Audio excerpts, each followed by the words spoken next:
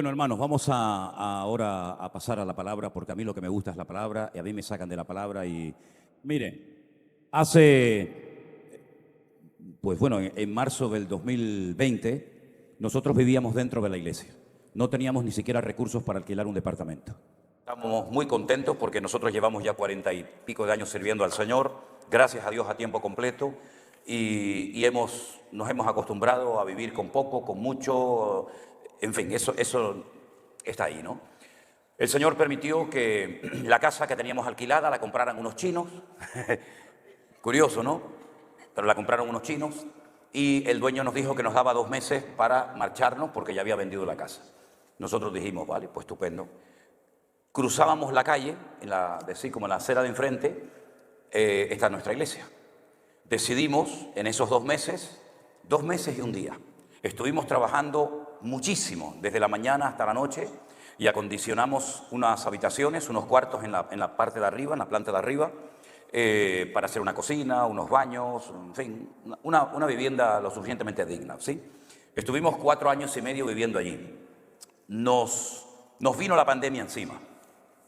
El día jueves de esa semana, Armando, que está aquí presente, que él es el responsable de subir todo a YouTube y a Facebook y editar los vídeos y todo eso, me dijo, si tenemos que cerrar la iglesia, me enciendes la computadora, lo llaman aquí, me enciendes el ordenador y yo desde casa puedo manejar las cámaras. Y yo le dije, eso fue antes del 15 de marzo del 2020, yo le dije, no creo que sea necesario cerrar la iglesia, eso es un disparate, ¿cómo voy a cerrar la iglesia? ¿Estamos locos o qué? Digo, no vamos a cerrar la iglesia. Y más en España, con lo que cuesta ganar un alma, como ahora que tiene gente, ahora la tiene que cerrar. Entonces, la cuestión está en que el sábado llegó la noticia de parte del gobierno de que efectivamente todas las iglesias tenían que cerrarse. Para mí fue un golpe tremendo, tremendo, porque jamás en mi vida me podía imaginar que iba a cerrar la iglesia. Pero como teníamos cultos los jueves y los domingos, y además, para gloria de Dios, vivíamos dentro de la iglesia, dijimos, bueno, pues vamos a hacer los cultos igual. Ahora, al día siguiente de la noticia de que teníamos que cerrar la iglesia, yo me puse de rodillas en la habitación que teníamos y le dije al Señor, Señor, dame sabiduría. Llevo 40 años pidiéndole sabiduría al Señor todos los días. Y le dije, Señor, ¿cómo puedo atender a la gente? Porque no pueden venir. Pero gracias al Señor, hoy en día existen redes sociales y métodos para poder alcanzar a la gente en cualquier parte del mundo en tiempo real. Entonces hicimos un grupo de WhatsApp, que aún lo tengo, y con ese grupo de WhatsApp, desde las 11 de la mañana hasta la 1 del mediodía, estábamos toda la mañana con peticiones bíblicas, oraciones, devocionales, recetas de cocina, sí, hacíamos de todo. Quiero que todos los hermanos de la iglesia hagan una obra de teatro en familia y la envíen, y tenemos que averiguar de qué personaje se trata. Fue un tiempo extraordinario, tiempo maravilloso. Pero no teníamos entradas económicas de ningún tipo, ni diezmos, ni ofrendas, ni nada. Pero como Dios nunca ha necesitado ni tu diezmo ni el mío para cuidar la obra, para mí no era ningún problema. Hay gente que está obsesionada con eso, ¿no? Los diezmos, las ofrendas, los diezmos. Como si Dios necesitara tu diezmo y mi ofrenda, fíjate tú. Entonces yo le dije al Señor, Señor, si esta obra es tuya, ahora tienes una oportunidad maravillosa para demostrar que es tuya cuidándola tú. Mira, una mañana me levanto y me encuentro yo 300 y pico mensajes de gente de todo el mundo, porque quiero confesarles algo, ya seguramente me han oído que lo he dicho en algún momento, varias veces, no muchas, pero 2 o 3 veces tuve la tentación de parar, porque yo no veía a nadie, yo predicaba sillas vacías. Y tuve la tentación de parar porque me venía el pensamiento a la mente de que nadie te está escuchando, nadie está viendo esto. ¿Qué estás haciendo? ¿A quién le estás predicando? A mi mujer, que vivíamos allí juntos con mi hija pequeña, porque la mayor está casada y vive en otra zona. Pero a los pocos días me llegó un mensaje de una hermana que durante estos 2 últimos años nunca supe quién fue, pero ya sé quién fue. Porque la conocí en la iglesia bautista, una iglesia enorme que nos prestaron en Hialeah, en Miami, y esta hermana se me acercó. Esta hermana, sin saber lo que yo había pensado, me llega y me dice, hermano, si en algún momento pasa por tu mente el pensamiento de que nadie te está viendo, de que nadie está escuchando los cultos, quiero que sepas que es cuando más hay gente que te está viendo y escuchando.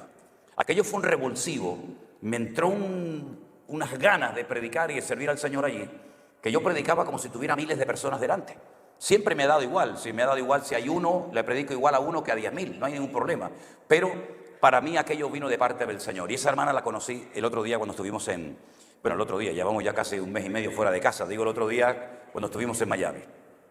Comenzaron a caernos llamadas de todas partes del mundo, de Alaska, de la isla de Ushuaia, de la ciudad de Ushuaia en Argentina, de Afganistán, de Japón, de las islas Hawái, de todo el mundo nos llegaban llamadas y ofrendas. No sabían cuál era el número de nuestra cuenta bancaria, pero nos mandaban por el Western Union y por el MoneyGram, miles y miles de euros, lo que nunca en la vida. Y yo decía, pero Dios mío, algo está pasando. Nos sentábamos a la mesa a comer y era el teléfono una llamada y otra y otra y otra y otra. Cuando nosotros nos íbamos a la cama a dormir, la gente decía, buenos días, pastor, ¿cómo está? Digo, bueno, hermano, buenos días no, aquí son las 3 de la mañana. Pero para ellos era de día o viceversa. Fue algo impresionante la cantidad de llamadas, gente que nos decía, porque a todo esto, yo hacía un devocional por WhatsApp y se lo mandaba a los miembros de la iglesia. Pero un día pensé, oye, a lo mejor si hago el devocional de la mañana, me pongo el teléfono delante y lo hago así en abierto, a lo mejor lo verá alguien más. Uy, ¿para qué fue aquello, papá? Aquello fue terrible. Empezaron a llamarnos y a escribirnos de todas partes. La gente me escribía correo y yo uno por uno iba contestando a este, al otro, a la señora, a este, cual. Pero un día me levanté y digo, si en vez de pasar horas delante de un ordenador contestando preguntas, pongo el teléfono así y hago un programa y digo, ¿cómo lo llamo? El pastor online, ya está, el pastor online. Si yo lo pongo así y empiezo a contestar, pues así en 2 o 3 días me quito todas las preguntas de encima y ya no me escribe más. No, aquello fue peor todavía, aquello fue terrible. Y venga ya preguntas, hasta el día de hoy, ¿no? Miren, hermanos, nosotros no hemos podido olvidar jamás todo lo que el Señor ha estado haciendo. Porque lo bonito de todo esto es que yo no he hecho nada. Nosotros no hemos hecho absolutamente nada. La gente, ¡ay, qué sacrificio! ¿Sacrificio de qué? ¿Qué sacrificio? Sentarme en un despacho a predicar la palabra cuando ese es el trabajo que Dios me ha dado a mí hasta que me muera. ¿Sacrificio qué? Sacrificio el que Él hizo por nosotros. Yo no hago ningún sacrificio por Él. Él lo ha hecho todo. ¿Te das cuenta? Entonces Dios respaldó la obra. El Señor mantuvo la obra, la sigue manteniendo y resulta de que nos dimos cuenta de que había centenares, miles y miles de personas que nos llamaban católicos, santeros, brujeros, hermanos separados del evangelio, gente que no quería saber nada del Señor, gente que había salido herida, maltratada, apaleada, etcétera, etcétera, de distintos lugares y comenzaron a reconciliarse con el Señor y comenzaron a leer la palabra porque el énfasis fundamental de mi ministerio es lea la palabra, lea la palabra, lea la palabra, lea la palabra. Y ay, hermanos, si más leyera y estudiara el pueblo de Dios la palabra, no habrían sucedido tantas barbaridades que han sucedido, ni tanta manipulación, ni tanto engaño, ¿verdad? Que parece que los pastores somos como dioses, que todo lo que decimos el pueblo sí guana, amén. No, Señor. Lo que más tenemos que estar en el punto de mira somos nosotros los pastores, porque ustedes son los que oyen, pero nosotros somos los que hablamos. Y por cada palabra, por cada enseñanza, por cada estudio que compartamos con el pueblo de Dios, tendremos que rendir cuentas. Entonces me he dado cuenta de que muchas veces durante años gente ha estado predicando cosas que no ha analizado. ¿Por qué yo predico eso? ¿Quién le enseñó a usted a decir eso? ¿Por qué usted ministra así? ¿Por qué usted repite como el loro cosas que dijo este y el otro y el otro? ¿Usted las ha comprobado realmente a la luz de las Escrituras?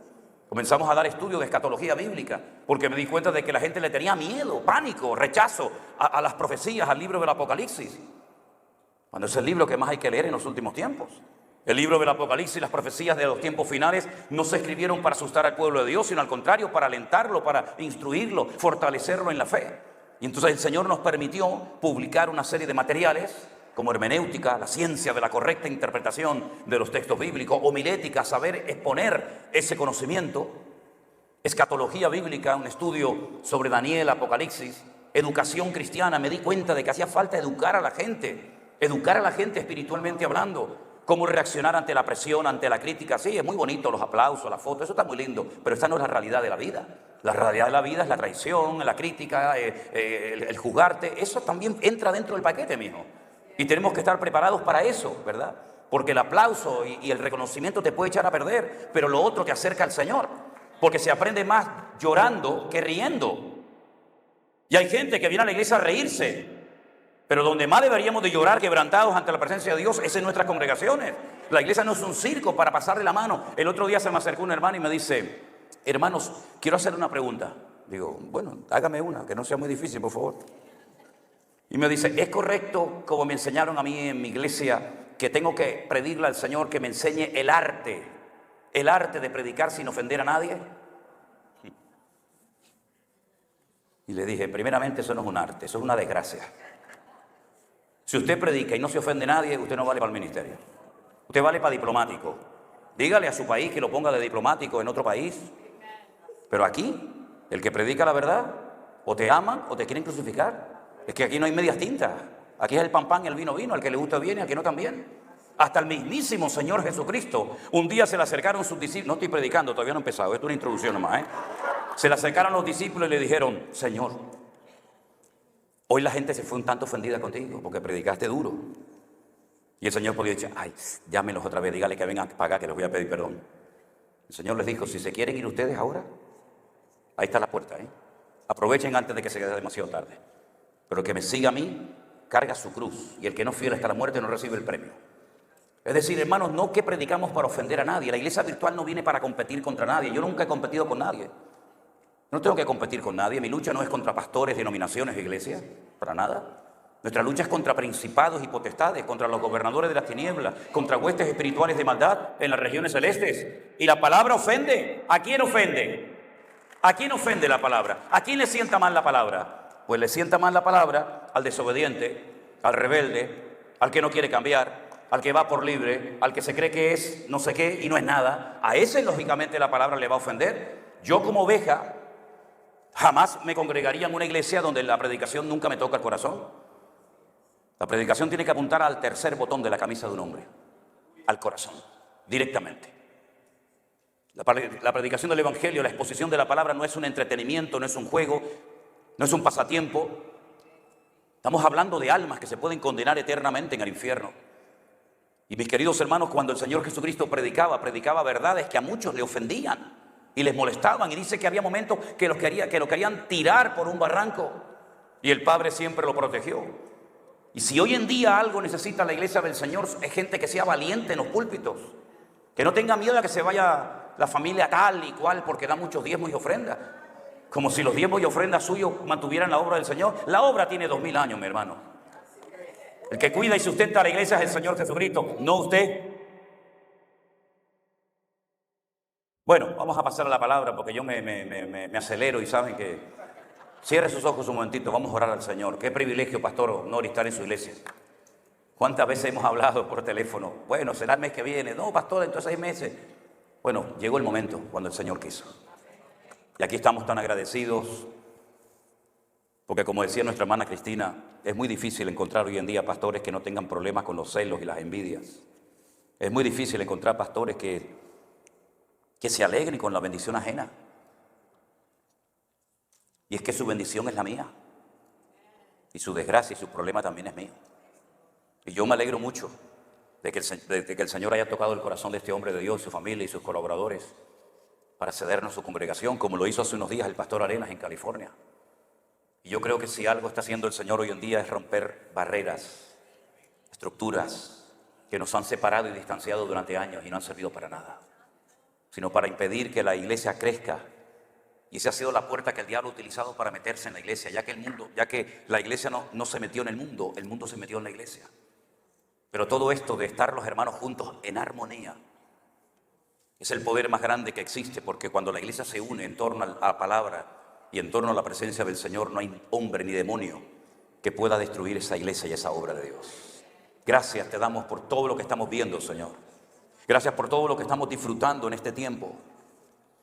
Gracias, Dios mío, porque se está cumpliendo lo que tu palabra dice, que llegaría el tiempo en la historia de tu amada iglesia que tú enviarías hambre y no de pan, y sed no de agua, sino de oír y recibir la palabra de Dios. Y gracias, Señor, por permitirnos llegar hasta aquí.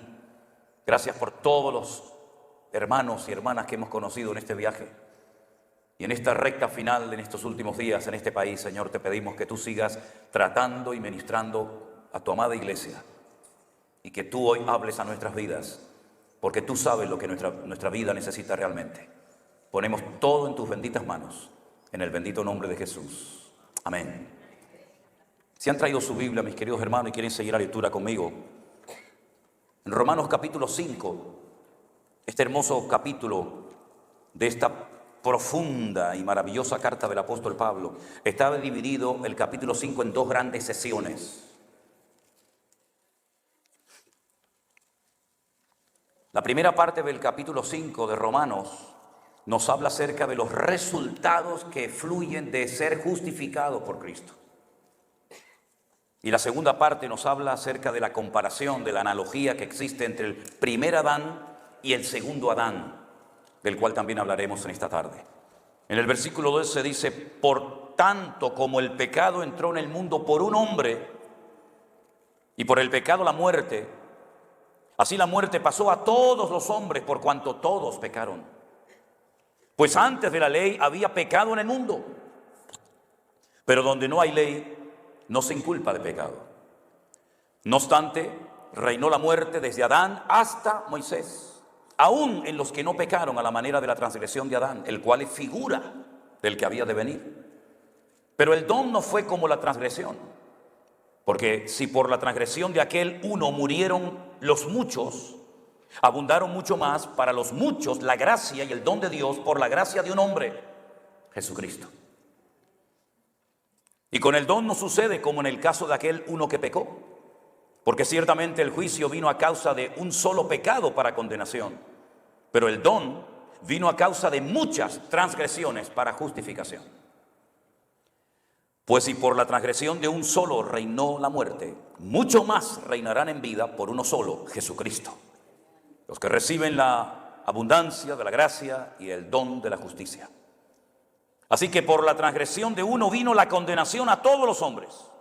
De la misma manera, por la justicia de uno vino a todos los hombres la justificación de vida.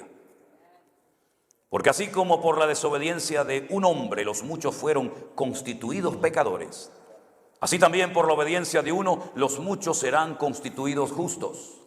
Pero la ley se introdujo para que el pecado abundase.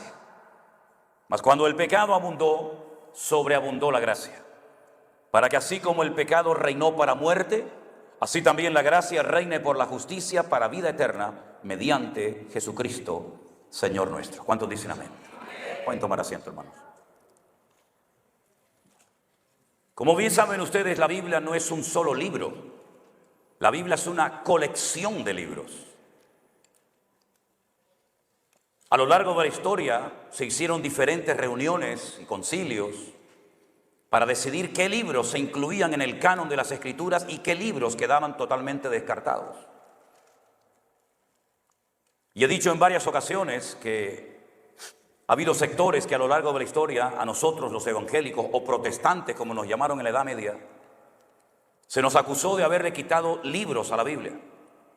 Porque si usted compara la Biblia Nácar Colunga, que es la versión que habitualmente usan los católicos, y la Reina Valera, que es la que generalmente utiliza el mundo evangélico, usted va a notar una diferencia de 7 libros. En nuestras Biblias aparecen 66 libros, 39 en el Antiguo, 27 en el Nuevo. Sin embargo, en la versión de la Iglesia Católica, la Biblia, que es una muy buena traducción, dicho sea de paso, incluso a veces mejor que la Reina Valera, ellos tienen 72 libros. Y uno pregunta, ¿y por qué la Biblia de ellos tiene más libros que la nuestra? ¿Será que a nosotros no nos interesa que la gente tenga acceso y sepa la información que fluye, que emana de esos libros? No, no es por eso. No es por eso. Fue en el siglo XVI en Italia, en la ciudad de Trento, que se celebró un concilio. Y unilateralmente el Papa de turno decidió meterle 7 libros más a la Biblia. El canon del Antiguo Testamento lo había escogido el pueblo de Israel a través de sus múltiples rabinos y siervos de Dios. Pero ya digo, en el siglo XVI, en el concilio de Trento, le metieron 7 libros más. El libro de Judith, que es una heroína del pueblo de Israel. El libro de Sabiduría, Tobías, Primera y Segunda de Macabeos. Y así hasta llegar a 7 libros más. Pero todos y cada uno de los libros de la palabra de Dios, que formaron parte del canon real y original de las Sagradas Escrituras, que se mantiene hasta el día de hoy, se escribieron en diferentes estilos literarios. En la Biblia hay parábolas, hay profecías, hay hipérboles, hay metáforas, hay alegorías, incluso hasta una fábula, donde hay árboles que se hablan el uno al otro, ¿verdad? Animales que hablan también. Pero lo interesante de todo esto es que todos esos libros forman parte como de una unidad perfecta, porque la Biblia, al ser la palabra de Dios, refleja la esencia de Dios. La esencia de Dios es Ejad, es la unidad. Y aunque ese Dios se manifiesta y actúa de formas diferentes según el momento y el lugar, siempre cada una de las manifestaciones de Dios, sea en forma de Padre, de Hijo o de Espíritu Santo, siempre reflejan la unidad, la esencia de Dios, ¿verdad?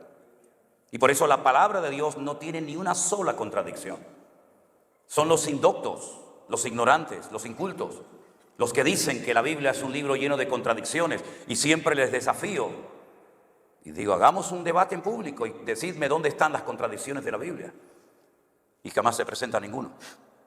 Porque la Biblia no contiene errores, la Biblia no tiene contradicciones, la Biblia se interpreta a sí misma. La Biblia matemáticamente, y digo matemáticamente porque en el Antiguo Testamento las letras en hebreos equivalen a números, y los números son letras. Matemáticamente la Biblia es perfecta. Ya Isaac Newton, sin tener acceso a la computación, a la informática, ya él sabía, como judío que era, que la Biblia ocultaba una serie de mensajes que a él le eran inaccesibles debido a la falta de tecnología para poder penetrar y navegar en las páginas del texto original. Porque si me permiten el ejemplo, supongamos que fuéramos un día a una playa cualquiera. Si usted se mete en las aguas de ese mar, de ese río, de ese lago, usted se va a mojar y usted puede decir cuando le digan, ¿fuiste a la playa? ¿Te mojaste? Sí, estaba fría, estaba caliente el agua, no, estaba buena, estaba muy fría, estaba mala. Pero usted no vio absolutamente nada porque usted estuvo en la superficie. Pero si una persona se pone, no sé cómo lo llaman, unas gafas de estas de buceo con un tubo y unas aletas y profundiza un poco más abajo, va a ver mucho más que el que nadó en la superficie. Pero nunca olvidaré la experiencia que tuve cuando un amigo de allí, un vecino en Tenerife, instructor de buceo, insistió en llevarme a hacer el bautismo del mundo submarino y me pusieron todas esas cosas en la espalda y esos plomos y bajé allá abajo.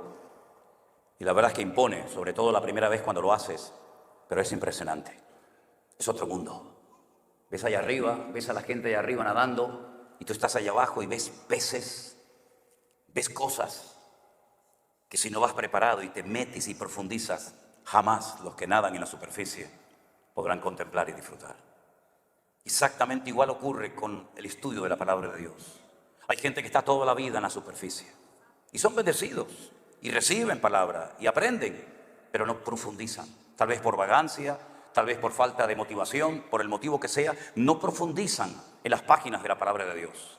Y nos encontramos que muchas veces hay un mensaje superficial que uno lo interpreta, y no digo que lo haya interpretado mal, pero no le sacas el jugo al resto de lo que oculta ahí. Y voy a ponerles algunos ejemplos, si me permiten. ¿Se acuerdan ustedes cuando, por ejemplo, el pueblo de Israel ya en la época de Josué logró entrar en la tierra prometida? ¿Se acuerdan?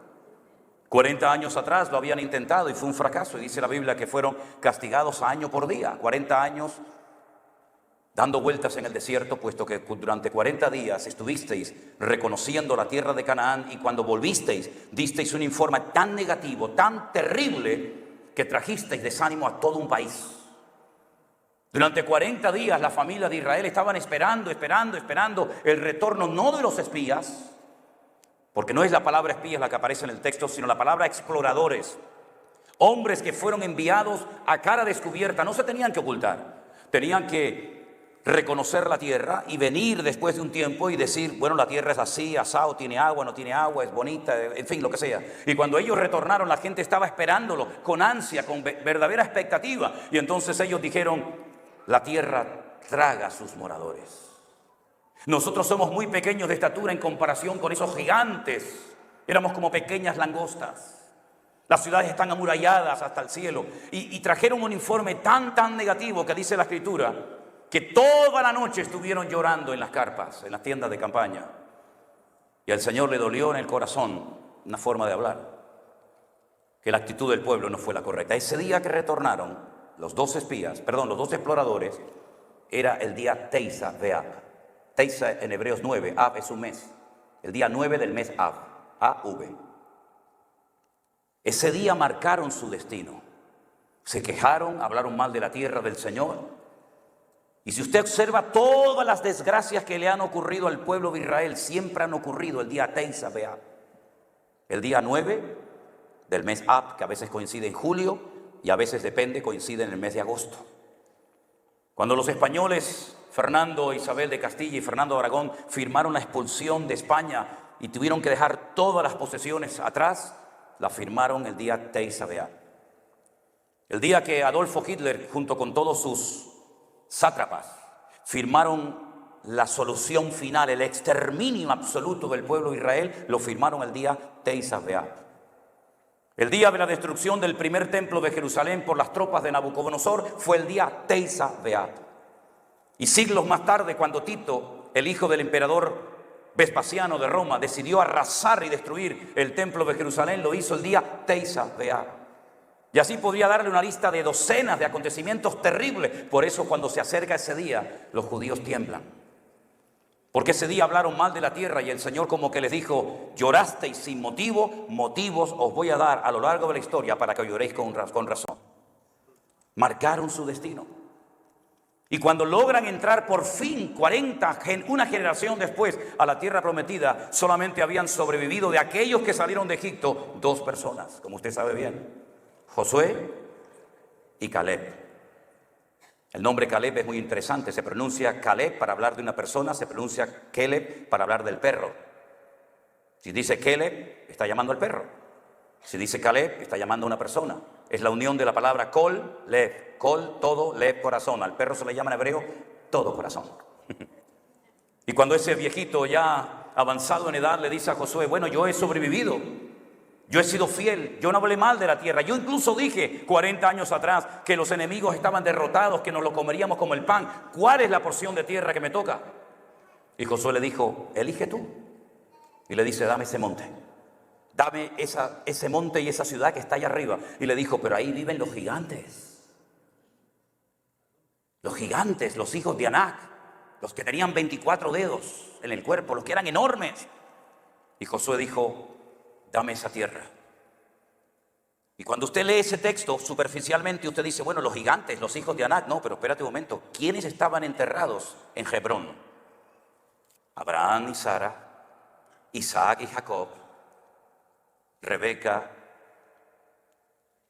y Jacob. No, Abraham y Sara, Isaac y Rebeca, Lea y Jacob. Son los gigantes de la fe. Y a esos gigantes se refería la palabra. Pero eso usted no lo va a ver en español nunca en la vida. Tiene que profundizar como el submarinista baja a las profundidades del agua para poder extraer, o como el minero que baja a los profundos de la tierra para extraer los diamantes, el oro o lo que quiere encontrar. ¿Se da cuenta? La palabra de Dios es mucho más profunda de lo que leemos cada día. Y por eso a veces una letra, simplemente una letra, Shibolet, Sibolet, mataron a miles de personas. Diga Shibolet, Sibolet, no diga Shibolet, no sé, Sibolet. Entonces este no es de lo nuestro, córtale la cabeza. Y esa letra que tenéis ahí arriba, la segunda, la que es así, que es, no, la H no, la segunda, que es la letra Shin, que significa diente. Esa letra, si usted pone un punto arriba a la derecha, es Shin. Y si pone el punto a la izquierda, es Sin. Por un punto murieron miles de personas. Por un punto. Es decir, no hay nada que sobre en la Biblia. Todo tiene una razón de ser. Esos nombres y nombres y nombres y nombres que aparecen, haga un estudio de lo que significa cada uno de esos nombres. Mire si se comportaron de acuerdo, en consonancia al significado de su nombre. Sí, la Biblia es un libro extraordinario, maravilloso. Y el apóstol Pablo, inspirado evidentemente por el Espíritu Santo, observó lo que hizo Adán y lo que hizo el Señor Jesús. Y trazó un paralelismo entre ellos. Y dijo: el primer Adán lo estropeó todo. Todo lo que se perdió en el primer Adán lo podemos recuperar en el segundo Adán, que es el Señor Jesús.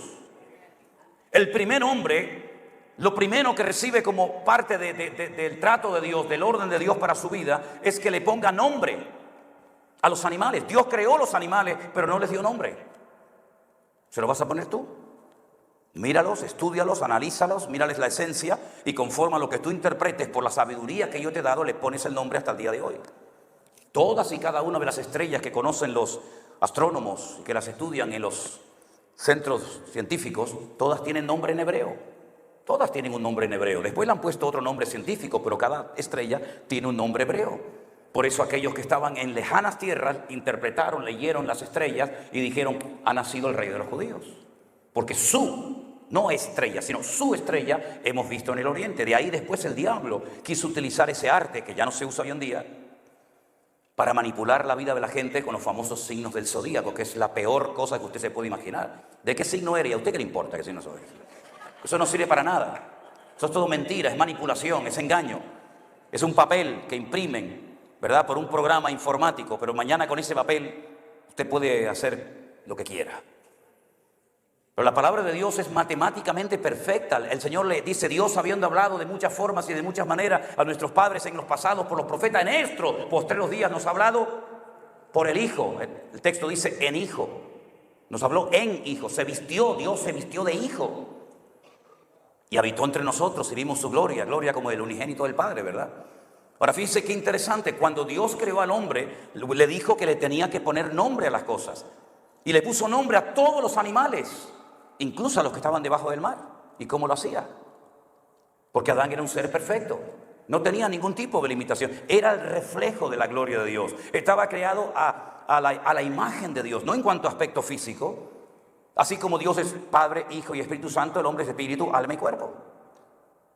El hombre era lo más parecido a Dios en cuanto a capacidades, no en cuanto a aspecto físico. Porque Dios no tiene cara, no tiene mano, no tiene ojos. Esos son antropomorfismos, es una figura literaria, ¿verdad?, que se emplea para dar a entender su omnisciencia, su omnipotencia, etcétera, etcétera, ¿verdad? Entonces cuando Adán terminó ese laborioso trabajo, poniéndole nombre a los pájaros, poniéndole nombre a los peces, poniéndole nombre a los mamíferos, se dio cuenta de que Dios había creado en parejas. Dios había creado el varón, la hembra, el macho y la hembra, pero a él no, a él lo creó solo. Y entonces dice que no se le encontró ayuda idónea para Adán. ¿Qué le parece? Y entonces Dios le dice, ven para acá. Y dice que lo anestesia, ¿no? Lo dejó dormido para que no opinara ni dijera, ¿le puedes quitar un poquito de allá y poner un poquito por allá? Si usted cállese la boca, quédese quieto ahí que yo sé lo que tengo que hacer. ¿Verdad? Y entonces cuando Dios llamó al hombre, a ese hombre lo llamó Adam. 3 letras, Aleph, Dalet, Men, Adam. La A, la Aleph, que no es la A, es una letra, es el número 1. Dam es sangre. El primer ser viviente, porque la sangre es la vida, que yo voy a soplar en él aliento de vida. Y lo llamó Adán porque hay 2 palabras en hebreo para hablar de tierra, Haaretz y Adama. Haaretz es la tierra en general, es toda la tierra, cualquier parte de la tierra es Haaretz.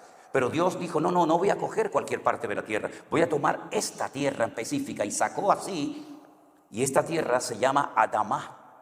Y entonces de la Adama sacó un Adán. Pero no había pareja para él. Queda en un profundo letargo, entra en un sueño profundo, y cuando él se despierta y él ve a esa persona completamente diferente a él, él dice, eso lo sacaste de dentro de mí. Eso es huesos de mis huesos y eso es carne de mi carne. La Biblia no dice que Dios sacó a Eva de la costilla, en hebreo no dice eso. En hebreo dice que Dios hizo así y lo cortó.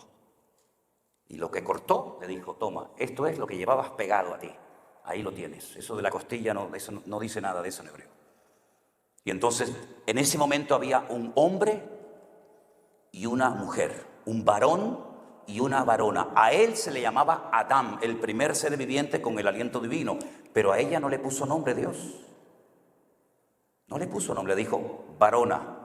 Tú eres el varón y ella es la varona. ¿Quién le puso nombre a la mujer? Se lo puso él, y después vais a ver el error terrible que cometió. No sé por qué se ríe. Aún no le he dado la explicación. Cuando Dios le dijo al hombre, tú te llamarás Adán, pero tú eres varón, porque no hay 3 sexos, No hay 3. ¿Usted es varón o es hembra? Eso de que 3, antropomórfico, metafrodita, que yo soy un hombre en el cuerpo de una mujer, eso son cuentos chinos, eso es todo mentira. Eso es todo mentira. Eso es lo que nos quieren enseñar esta gente. Pero eso no es bíblico. ¿Usted es un hombre o es una mujer? Si no le gusta, eso es problema suyo. Pero usted es hombre o es mujer.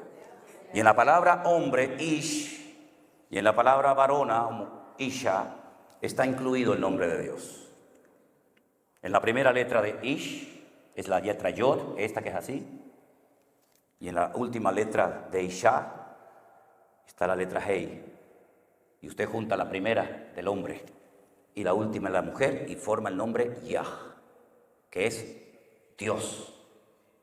Pero si yo quito a Dios del hombre y la mujer, la palabra ahora significa fuego y destrucción. ¿Qué es lo que pasa cuando Dios no está en una familia? Porque eso es lo que Dios hizo. Yo voy a estar, mi nombre va a estar. Cuando se junte un hombre con una mujer, yo estoy en medio. Pero si juntamos ish, hombre, hombre, no está Dios por ningún lado.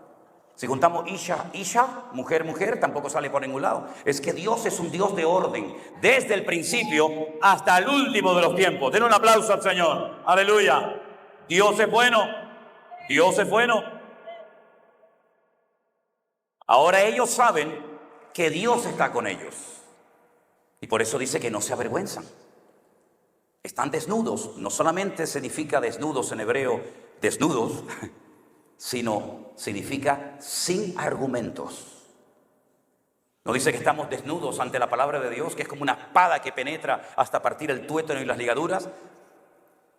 Estamos desnudos, no tengo argumentos para pelear contra Dios. ¿Por qué? Porque estoy en armonía. El Señor está conmigo, estamos juntos, y entonces dice la Biblia, ahí lo declaró el Señor en el huerto del Edén: por esto dejará el hombre a su padre y a su madre, y los dos serán una sola carne. Y la palabra que aparece en el texto hebreo es Ejad, lo mismo que yo. ¿Qué es Ejad? Escucha, Israel, el Señor nuestro Dios uno es. Shema Israel, Adonai, Eloheinu, Adonai, Ejad. Si tú te juntas a tu marido y tú te juntas a tu esposa, seréis Basar Ejad, seréis una sola carne. Igual que yo, ustedes también lo harán. Y por eso una de las cosas que más odia el diablo es a las familias, y más a las familias que llevan el sello, la marca, la presencia de Dios en sus hogares. Por eso hemos visto en los últimos años cantidad de divorcios en las iglesias, incluso de gente que se para en un púlpito a predicar. ¿Qué va a predicar usted, caballero? Si no le funcionó en su matrimonio, ¿va a funcionar en el mío? ¿Quién le da a usted credibilidad? El cartel, el título que le dieron en el seminario, eso no vale para nada. La credencial que me dio el presbítero, eso no vale para nada. El diablo no reconoce títulos ni credenciales de ninguna índole. El diablo lo que ve es si usted está en orden y la presencia de Dios le avala y le respalda. Olvídese, no, que la chaqueta, la corbata, eso no vale para nada. Aquí tiene usted o no tiene usted el respaldo de Dios. Entonces, mi querido hermano, cuando usted ve a Pablo que le está escribiendo a Timoteo, que es un pastor que está empezando en el ministerio, le dice: oye, si en la iglesia hay algún hombre, alguna persona que desee servir al Señor, pues buena obra desea. Pero espérate un momento. El obispo, requisito 1, hospedador. No dado al vino. Que no sea un neófito. Sobrio. Y le da una lista de 19 requisitos. Y uno que le dice es que tenga a sus hijos en sujeción. En otras palabras, demuestre usted que lo que usted predica le funciona en la casa, y después se para aquí a decirle a la iglesia. Pero primeramente aplíqueselo usted en su casa. Al diácono, hospedador, no dado al mucho vino, marido de una sola mujer, sobrio, prudente, que tenga a sus hijos en sujeción. Porque el que no sabe gobernar su casa, ¿cómo pretende gobernar la iglesia del Señor? ¿Se da cuenta cómo el Señor le da una importancia tremenda a la familia? Hoy en día esto es un relajo. Ahora estoy con esta, ahora estoy con la otra. Oye, el pastor, no, ya no están juntos. ¿Ah, que no están juntos? No, ahora está con otra hermana. Y la otra mujer, no, ahora está con otro pastor. Pero ¿qué cosa es esta, muchacho? Esto es un relajo, esto es un circo. Y después, ¿qué le vamos a decir al mundo? Pónganse primeramente ustedes en orden para después salir a las calles a decirle a la gente lo que tienen que hacer. ¿Se da cuenta? Entonces, cuando llega el momento, Adán y Eva ya tienen a Dios en su esencia, en su relación como marido y mujer. Perfecto. Pero hay un momento en el que se produce un distanciamiento entre él y ella. Porque el día que Satanás tentó a Eva, a la mujer, ¿dónde estaba el hombre? ¿Cuántas personas han perdido el matrimonio por atender a los demás? ¿Dónde está su marido? No, está viajando a la India. No, está en Pakistán. No, está ganando almas en España. No, se fue a Europa. Sí, pero ¿y la mujer y los hijos? No, estoy atendiendo la obra del Señor. Pues el que cuida la viña ajena y descuida la suya, dice la Biblia que el que descuida de los suyos es peor que un incrédulo y ha negado la fe. Lo dice la palabra de Dios. Ay, amigo, este hombre predica duro. Ya sabe, ahí está la puerta. Entonces, escúcheme bien, mire. Llegó Satanás aprovechando el vacío, la ausencia del cabeza. Bueno, las hermanas aplaudieron, pero espera, esto va para ti ahora también. ¿Cuántas mujeres están todo el santo día metidas en la iglesia y olvidaron a su marido inconverso? No, es que es un hijo del diablo. Pues no te hubieras casado con él. Ahora es un hijo del diablo. Antes era el amor de tu vida, ahora es el hijo del diablo. El hijo del diablo, pero pones la mano para que te dé el sueldo todos los meses. Pues si es hijo del diablo, no cojas nada. ¿Cuántas mujeres han perdido su matrimonio? No, tengo una reunión de mujeres, tengo una reunión de oración, no tengo un culto en no sé qué sitio, no, soy maestra escuela dominical, y el marido en la casa allí con un guanajo allí sentado. Y dice, ¿a dónde vas, cariño? No, me tengo que ir a la iglesia porque tenemos culto de oración. Ahora a las 10 de la noche, es una vigilia, hermano, una vigilia. Tú no entiendes porque eres un hijo del diablo. Bueno. Al final, ¿qué hace el marido? Pues busca fuera lo que no le dan en casa. No es una justificación, pero ¿cuántas veces por atender a los demás pierdes al que está contigo en la cama durmiendo? Eso le pasó a Adán. ¿Dónde estaba Adán? No sé, estaría comiéndose por ahí un melocotón, una mandarina, yo no sé lo que estaba haciendo, pero la cuestión está que Satanás dice, ahora es la mía. Porque él se mueve en el desorden, en el vacío. No dice la Biblia, en el principio estaba la tierra en desorden, en tiniebla, ¿verdad? Ahí es donde el diablo se mueve. Y entonces llega Satanás y tienta a Eva. Oye, Satanás solamente, ¿tú te has dado cuenta de este detalle? Satanás solamente fue en persona a tentar a dos personas. ¿Sí o no? A Eva y a Jesucristo. Si eres el Hijo de Dios, dile que estas piedras se conviertan en pan. Eso para mí no es ninguna tentación, porque yo no puedo convertir las piedras en pan, pero para Él sí era una tentación, porque Él puede convertir piedras en pan. Ya solamente con la forma como lo tienta, ya está reconociendo el diablo a quien tiene delante. ¿Qué te parece? Así que te salió el tiro por la culata, amigo. Y entonces hace tentar a Eva, la tienta, le cambia, le manipula. No pierda el tiempo. Hay gente que está todo el día viendo al diablo por todos lados. Y yo veo a mi Señor Jesucristo por todas partes. No, es que Dios, lo que pasa es que no quiere que le hagan sombra. Dios no quiere que le hagan la competencia, sino que Él sabe que el día que ustedes coman se te abrirán los ojos y serás como Él. Esa es la gran mentira de los mormones, que le dicen a la gente que ahora son hombres, pero que si se portan bien llegarán a ser dioses. Eso ya viene de la mitología griega, eso es más viejo que la toferina. Entonces, ¿saben lo que pasa? Que Eva le creyó al diablo, le abrió la puerta, le dedicó tiempo, se puso a conversar. Mira, para pecar tienes que tener tiempo libre. Si tú no quieres pecar, si tú no quieres entrar en desánimo, estás siempre activo en las cosas del Señor. Es que yo no tengo tiempo para pecar, ¿por qué? Pues estoy ocupado en las cosas del Señor. Yo no tengo tiempo para el desánimo, ¿por qué? Porque no tengo tiempo para eso.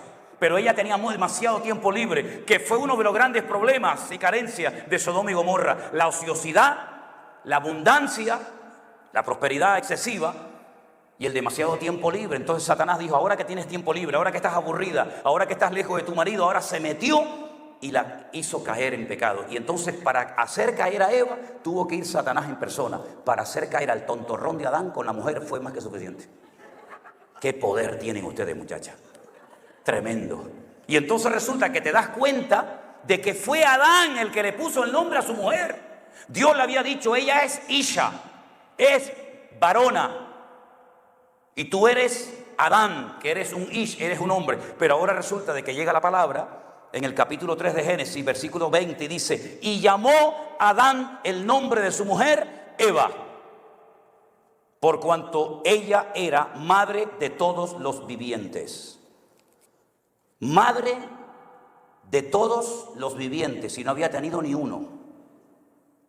Pero ya está diciendo que va a ser madre. Por eso cuando dice en hebreo, madre de todos los vivientes, en hebreo dice, em kol hay. Em, madre, kol de todo, hay, de todo viviente. Ahí el diablo le vino un dato. Va a ser madre de todos los vivientes. Luego van a ver más, no solamente Adán y Eva, van a ver más. Primer dato que ya le soltó al otro sin necesidad. Segundo, llamó a Adán el nombre de su mujer, Eva. En hebreo, el nombre para Eva es Jayá. Jayá. No dice Eva, dice Jayá.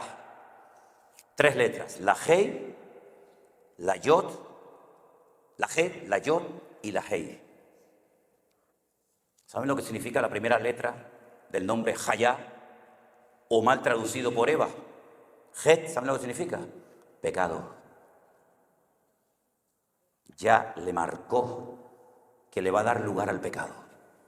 Y estamos en un momento muy importante donde vemos en el Génesis que está Dios por un lado, está la mujer por otro, está Adán por otro y está Satanás por otro. Y ya le ha llegado la información a Satanás de que va a ser madre, pero va a engendrar con pecado a los próximos seres vivientes. Y para colmo de Satanás, que se puso tremendamente nervioso, llega el Señor y le dice a la mujer que pondrá enemistad entre la simiente de Satanás y la simiente de la mujer. La simiente de Satanás, un heredero de Satanás, va a tener la capacidad de herir en el calcañar, en el tobillo, a un descendiente de la mujer. Pero un descendiente de la mujer va a herir en la cabeza a Satanás. Y ahí es la primera profecía mesiánica de toda la Biblia. Satanás, que no lo sabe todo, que más quisiera él. Satanás no lo sabe todo, sabían eso, ¿verdad?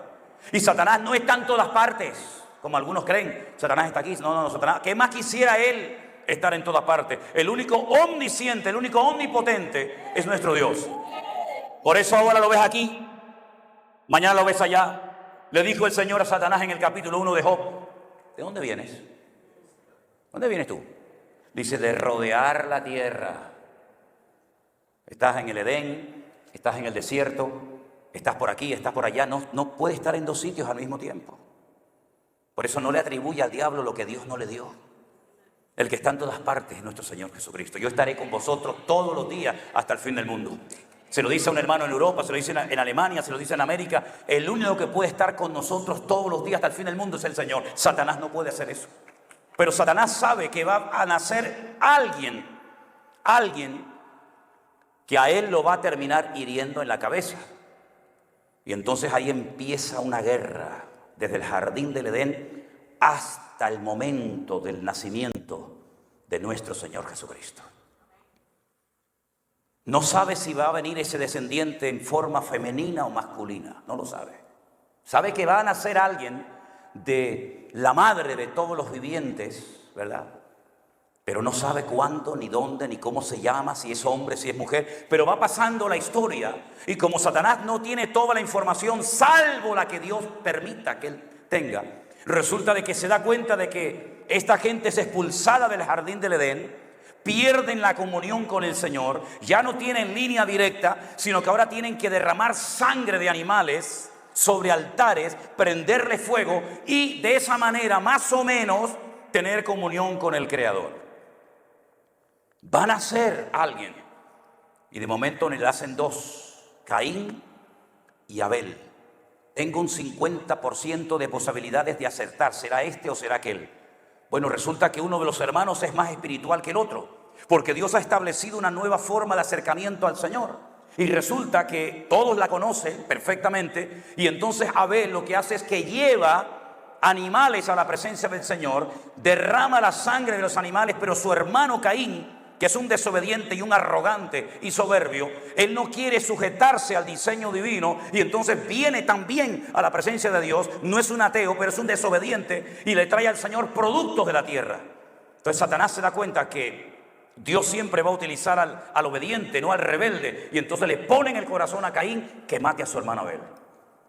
Y lo mató.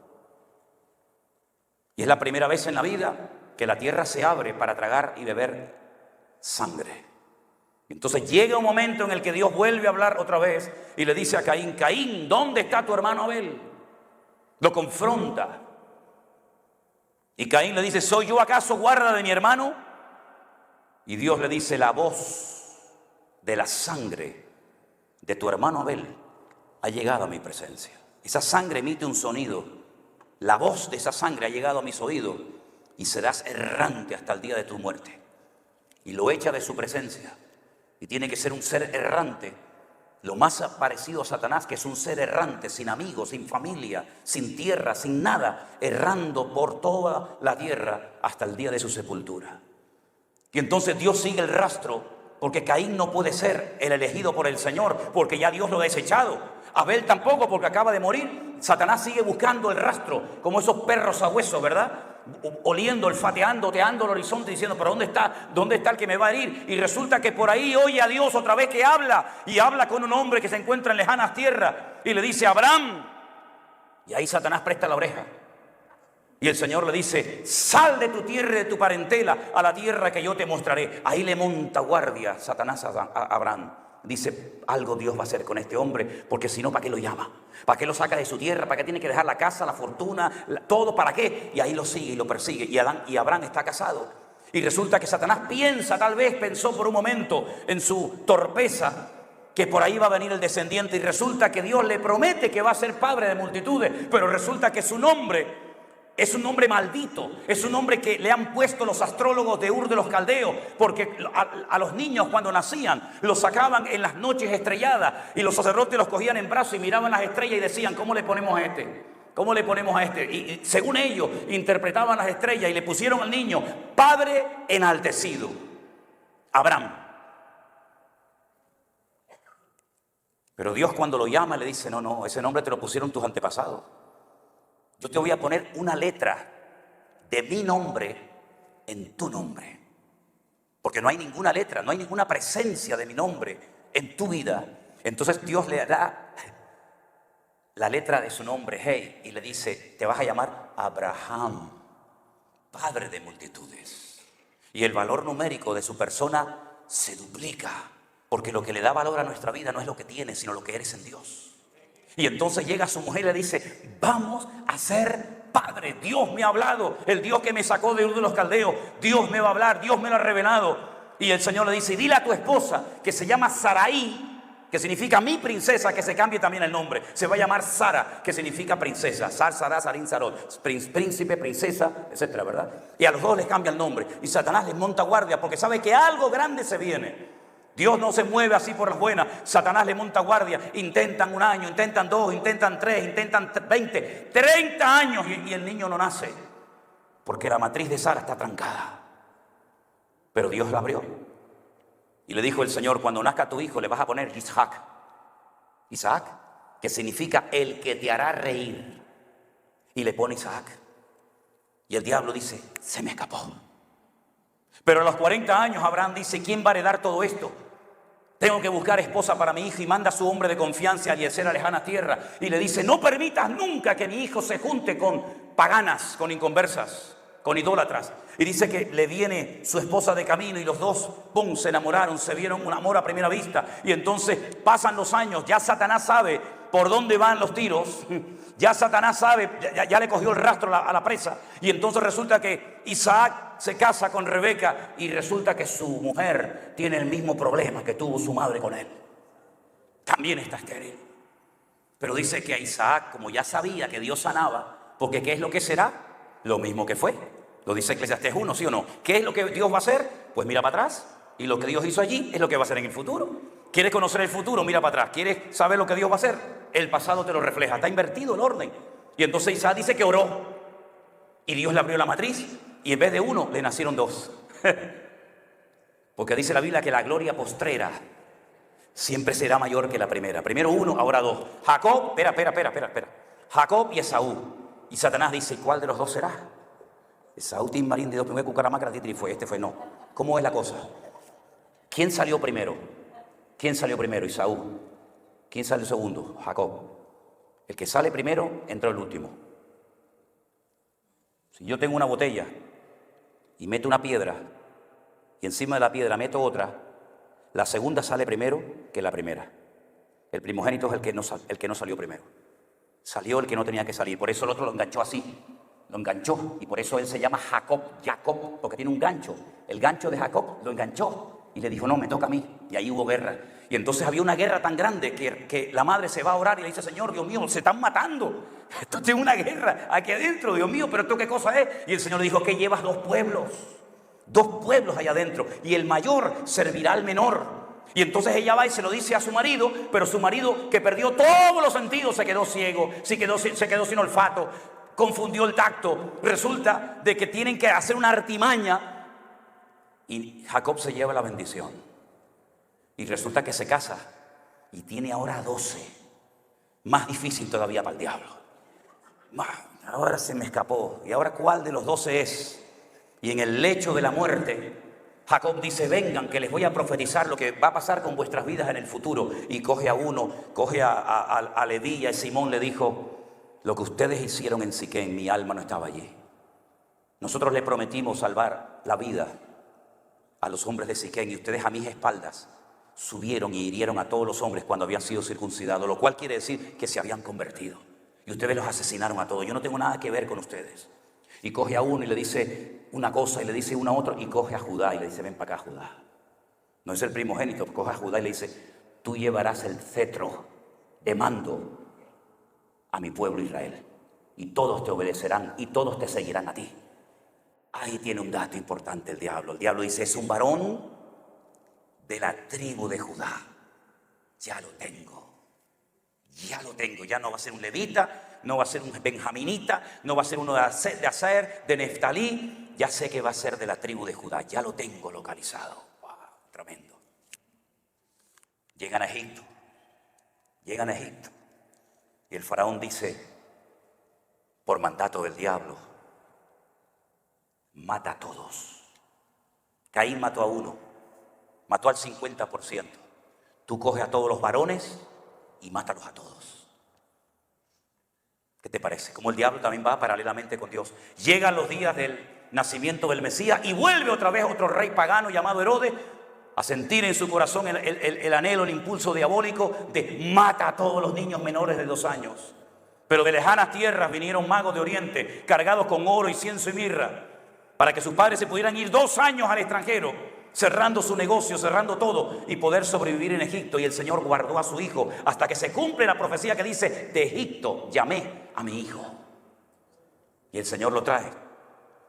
Y cuando nace, y toda esta historia que yo les estoy relatando la pueden ver en Apocalipsis capítulo 12, donde hay una mujer que está embarazada y tiene 12 estrellas, ¿verdad?, en su cabeza, y está sobre la luna. Los sueños de José, ¿se acuerdan? Sol, la luna, las estrellas. Y dice que está a punto de dar a luz y está el dragón. El dragón está buscando a quien devorar. Dice, porque ella va a dar a luz a uno que va a regir a todas las naciones de la tierra con vara de hierro. Y se refiere al nacimiento milagroso de nuestro Señor Jesucristo. Satanás, por un lado, tratando de obstaculizar la obra de Dios, pero por otro lado nació el Rey de Reyes y Señor de los Señores, porque la obra de Dios nadie la puede detener. Bendito sea Dios, aleluya. Dios nunca pierde ninguna batalla, aunque parezca que perdió. Y por si alguien llegara a pensar en su época, bueno, pero Señor, tú te vas a la gloria, aquí nos quedamos nosotros. Ahí están los romanos, allí están los griegos, por allí están enemigos que nos odian. Nosotros no tenemos internet, no tenemos barcos, no tenemos aviones, no tenemos emisoras de radio, no tenemos nada, Señor. Somos la escoria, la basura, los excrementos, como dice el texto griego, del mundo. Nadie nos quiere. En un lugar nos pisotean, en otro sitio nos encarcelan, en otro sitio nos crucifican. Pero el Señor le dijo: pero yo estaré con vosotros todos los días hasta el fin del mundo. Y yo rogaré al Padre para que os envíe el Consolador, para que esté con vosotros para siempre. Y si tienen miedo, no se preocupen, recibiréis poder cuando haya venido sobre vosotros el Espíritu Santo. Y me seréis testigos en Jerusalén, Samaria, Judea y hasta lo último de la tierra. ¡Aleluya! Y por si fuera poco, por si esto fuera poco, y las puertas del infierno no prevalecerán nunca contra la iglesia verdadera del Señor. El diablo lo ha intentado, hermanos. Lean ustedes la historia de la iglesia desde que nace allí en Jerusalén hasta hoy en día aquí en América. Lean la historia. ¿Cuántos millones de hermanos nuestros han muerto? Y siguen muriendo, Es muy fácil ser cristiano aquí en América, con aire acondicionado y pantallas de televisión, sí. Pregúntale a nuestros hermanos en Irán, en Pakistán, en Corea del Norte, en China. Pregúntale a ellos. Como me dijo una vez a mí un hermano: ¿sabes cómo se saludan los hermanos en China? Aquí saludamos: ay, hermano, ¿de qué iglesia eres? ¿De qué denominación eres? Son muchos en la iglesia. ¿Quién predicó el domingo? No, así no se saludan los hermanos en China. Se saludan: hermano, ¿cuántas veces te han encarcelado? ¿Cuántos latigazos llevas tú en la espalda? ¿Te han torturado más de una vez, verdad? ¿En qué cárcel has estado? Yo también estuve en esa. Así es el saludo de nuestros hermanos en China. Ellos saben que convertido, cristiano, es sinónimo de perseguido. Así es. Nosotros cuando hace frío venimos a la iglesia o no venimos, o hace calor, no venimos o venimos, ponemos las condiciones. Cuando no me gusta este, salto y me voy a la de enfrente y encima te ponen la alfombra roja y te reciben allí cuando de aquí saliste con el ramo entre las patas, ¿verdad? Y cuando aquí te ponen en disciplina, ay, aquí esta iglesia no hay amor, el de enfrente te dice, no, venga para acá, mañana lo hago líder de alabanza. No, mire, pastor, me puede casar, pero una pregunta. ¿Usted ha ido ya con el juzgado? ¿Usted está casado legalmente? No, pastor, no lo puedo. ¿Por qué? Porque si me caso me quitan la paga. Ah, le quitan la paga si pone su vida en orden. Pues búscase a otro que lo case. Porque yo nunca he visto a justo desamparado ni su descendencia que mendigue pan. Así que si usted quiere servir al Señor tendrá que ponerse en orden. Y llega el de la esquina y dice, no pasa nada, pastor, venga, hermano, venga para acá. El pastor allí es muy duro. Venga para acá, yo lo caso. Y tú dices, pero ¿casado de qué? Esto es un simulacro, estos no están casados, están viviendo juntos. Porque para viajar por el mundo tiene que tener visa, tiene que tener pasaporte, tiene que tener papeles para demostrar que ese carro es suyo, para demostrar que esa casa es suya. Y resulta que para estar casado, no, Jehová mi pastor, nadie me faltará. ¿Queremos vivir en orden en lo que nos conviene y en lo que no nos conviene? No. Mire, mi querido hermano, todo lo que Adán perdió por su mala cabeza y por su desobediencia y rebeldía, lo podemos recuperar en Cristo. Porque mire, déjeme que le diga algo. Adán era un ser inmortal. Él no iba a morir nunca. Porque el día que peques, perecerás. Él no sabía lo que era el concepto muerte, met. ¿Qué es muerte? No sé lo que es la muerte. ¿No sabe lo que es la muerte? Ven para acá. Mira quién está tumbado en el suelo, con un charco de sangre, con la cabeza partida en dos. ¿Sabes quién es ese? Uy, dices, a ver, ¿qué le pasa? No se mueve. ¿Y qué le pasa? Eso es lo que yo te dije que te iba a pasar. Eso es muerte. Ah, eso era la muerte. Eso es la muerte. Pero sabes que a ti por dentro te ha pasado lo mismo. Porque no solamente se muere de muerte. No solamente se muere porque me quitan la vida. También se muere cuando tu espíritu se desconecta de la fuente de la vida, que es Dios. Y Pablo lo captó y dijo, Él os dio vida.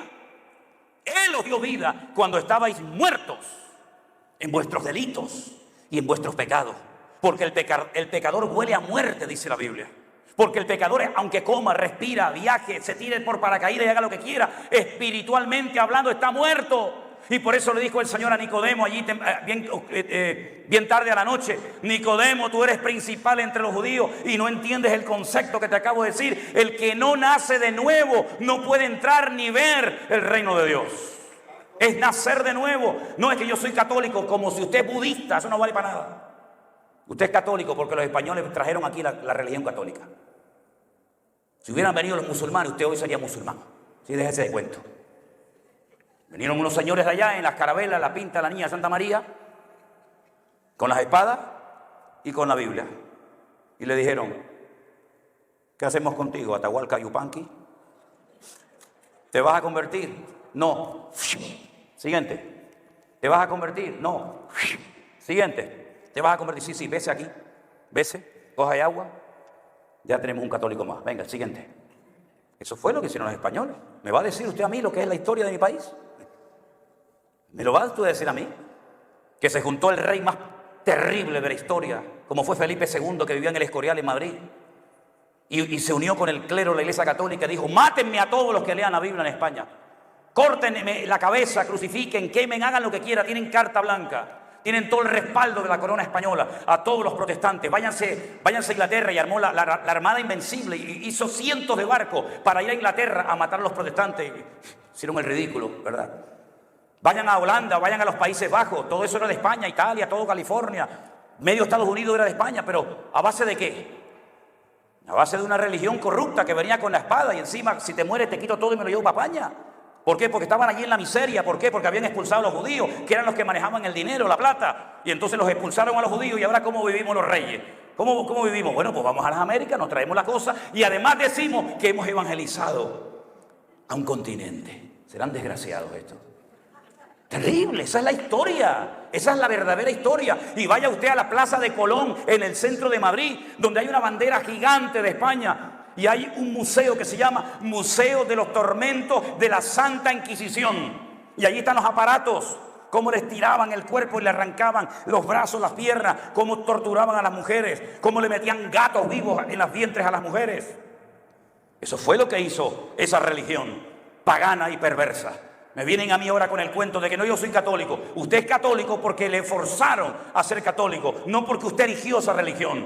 Cristo no es una religión. Cristo no viene a traer una presión sobre su vida. Él viene con amor. Él murió por usted en la cruz del Calvario. Y Él viene para darte vida y vida en abundancia. Bendito sea Dios. Bendito sea el Señor. Aleluya. Cristo no era católico. Cristo no era católico. Cristo nunca fue a misa. Nunca comió la hostia. Nunca comulgó. Nunca hizo Padre Nuestro. Nunca. Ni la señal de la cruz. ¿Se acuerda qué? Por mi culpa, por mi culpa. Dios te salve María y en él. El Señor nunca hizo eso, nunca, jamás, nunca. Ay, el rosario, espérate, las bolitas, 10 bolitas, el Padre Nuestro, 4. Jesús no era católico. Sería María, tampoco, María no era católica, mijo. Y San José tampoco. Y no lo bautizaron de chiquito, no señor. ¿Por qué? Porque eran judíos. Y los judíos lo que hacen es que le cortan el prepucio al niño a los 8 días, lo circuncidan. La Iglesia Católica nació en el siglo V después de Cristo. Porque un emperador romano, un tal Constantino, dice que iba a la guerra y dice él, yo creo que le fue un reflejo que le dio, y dice que vio una cruz en el cielo que dijo, por esta cruz vencerás. Y dice, pues entonces perseguir a los cristianos, lo que voy a hacer es convertirme al cristianismo. ¿Y qué fue lo que hizo? En Italia empezó y convirtió todas las iglesias paganas de Roma en iglesias cristianas. Por eso los curas se visten así, como los sacerdotes de Babilonia. Y por eso llevan aquí una cosa así, porque eran los que adoraban al sol. Y por eso la hostia no es triangular, ni la hostia es redonda. ¿Y por qué la hacen así? Porque la levantaban los adoradores del sol y lleva 3 letras que eran los 3 dioses de las divinidades babilónicas. Pues si es que eso es así. Esto es más claro que agua. Y el gorro de los obispos, ¿cómo es? Como la boca de un pez. Así. El dios Dagón, donde pusieron el arca a los israelitas y que se cayó el dios Dagón delante de todo eso tiene una historia y tiene una explicación. Y entonces dijo, ¿esa estatua de quién es? No, esa es la diosa Artemisa. O Diana de los Efesios. Vamos a hacer una cosa. Vamos a partir de hoy llamarla María. Y ahí empezó el culto a María. Le cambió el nombre de Diana de Artemisa y ahora es la Virgen María. ¿Qué te parece? Y su madre, que estaba loca como una cabra, Elena, se fue a Jerusalén. Elena, no, esto es historia. Mire, esto no está bien, yo se lo voy a contar la historia. Se fue a Jerusalén y llegó Santa Elena, fíjate, un demonio como terrible, pero Santa Elena. Llegó a Elena y dijo, ¿y por qué hay tanta gente en este edificio? ¿Y esto qué es este edificio tan terrible? Y dice, no, esto lo levantaron los griegos, aquí adoraban a Júpiter, aquí han hecho sacrificios humanos. ¿Así? Esto es un lugar de paganismo terrible. Dijo, a partir de ahora, aquí crucificaron y aquí resucitó el Señor Jesucristo. ¿Así? ¿Por qué? Porque lo digo yo, punto. Vete a Jerusalén y te vas a dar cuenta que hay miles y miles y miles de personas que encima de una lápida así de mármol se revuelcan ahí y llevan muñecos y camisas y los niños los pasan así.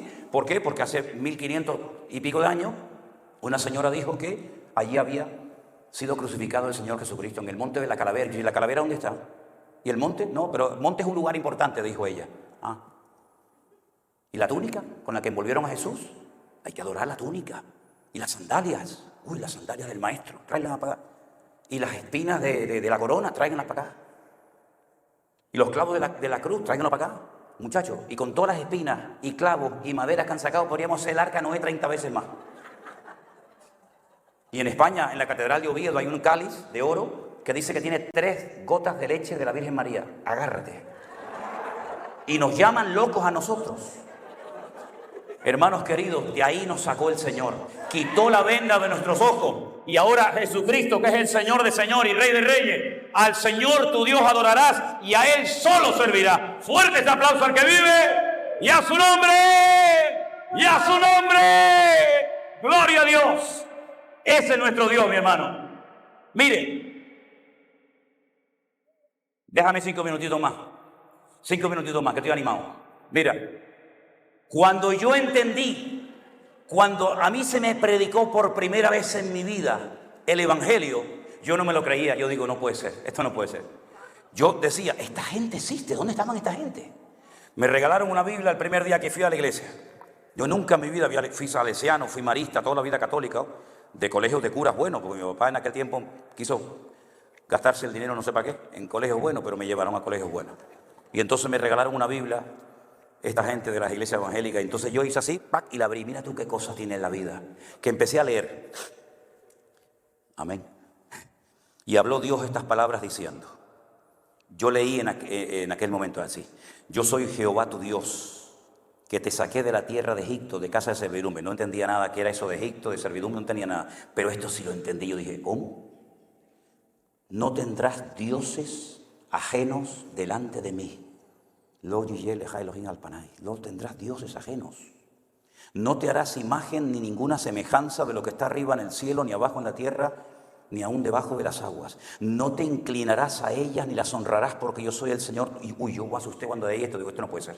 La cogí así, me fui a hablar con don Gilberto, un cura buenísimo, buenísimo, que siempre me aprobaba, aunque era terrible.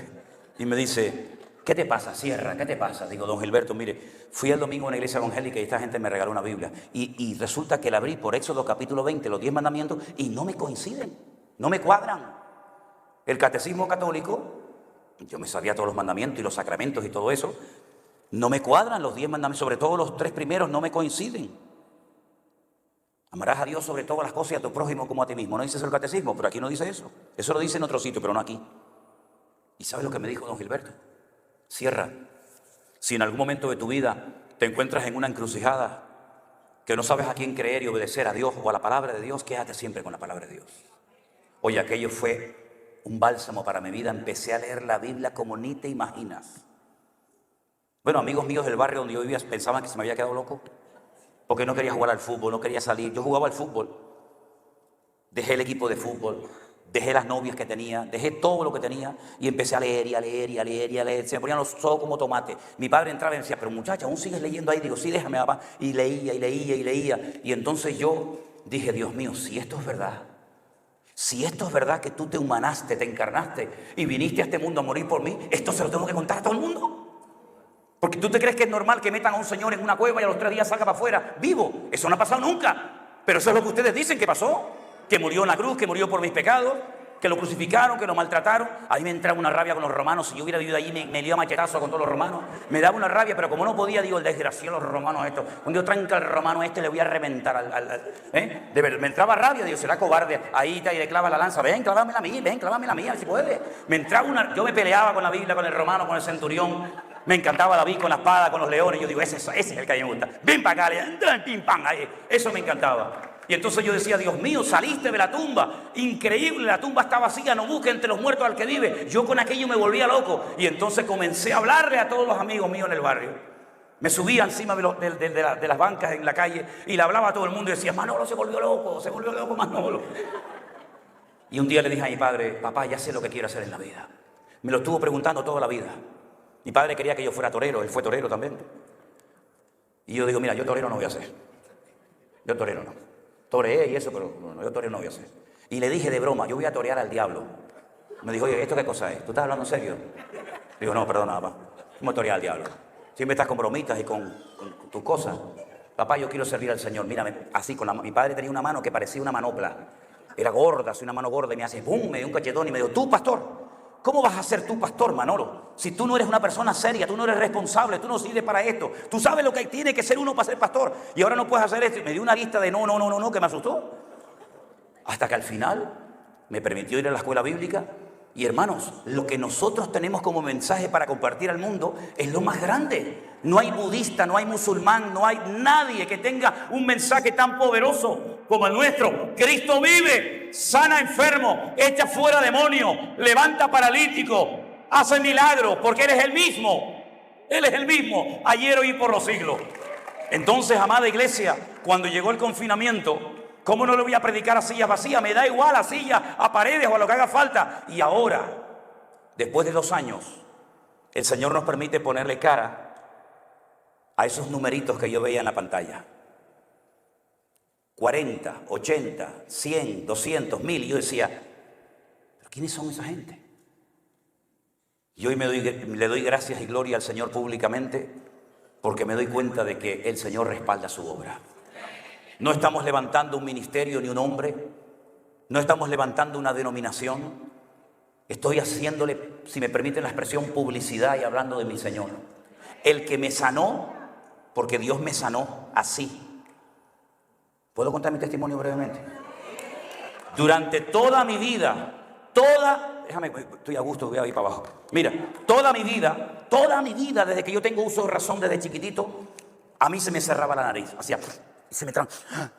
y me asfixiaba, era terrible. Entonces tenía que tener unos botitos de unas gotas, me sé todas las marcas y colores, uno en el bolsillo aquí, otro en la chaqueta, en la guantera del coche, en la mesa de noche. Yo recuerdo días en mi vida cuando se me acababan las gotas y era peor que un drogadicto.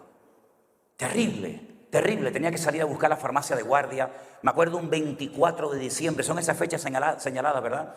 Y me volvía loco. No podía vivir sin esas gotas. Tantas gotas consumía que me hacía así.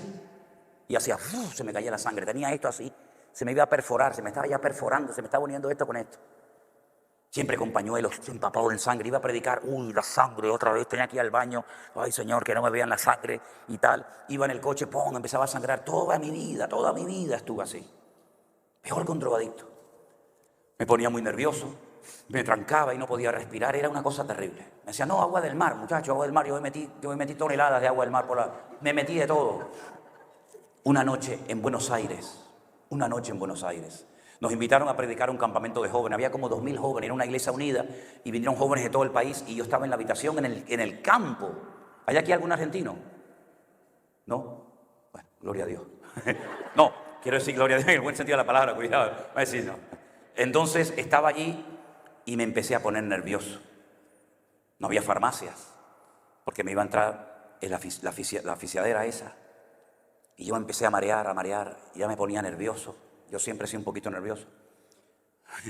Y entonces le digo a Elena, tranquila, le digo a Elena, te tengo que decir algo. Me dice, ¿estás asfixiado? No, digo, estoy fatal, Elena, estoy fatal.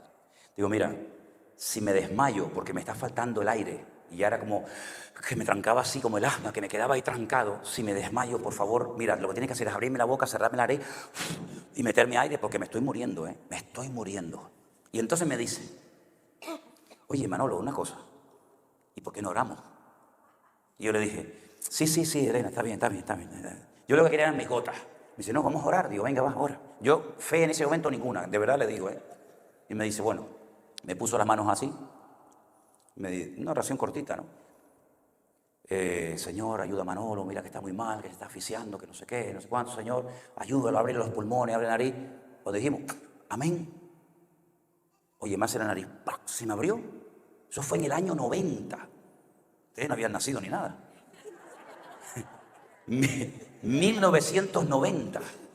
Estamos en el 2022. Nunca más volví a tener dependencia de esa cosa. Dios me sanó. Me sanó. Así que si alguien tiene problemas de respiración, vayan que ella ora por ustedes. Pero Dios ya me había salvado.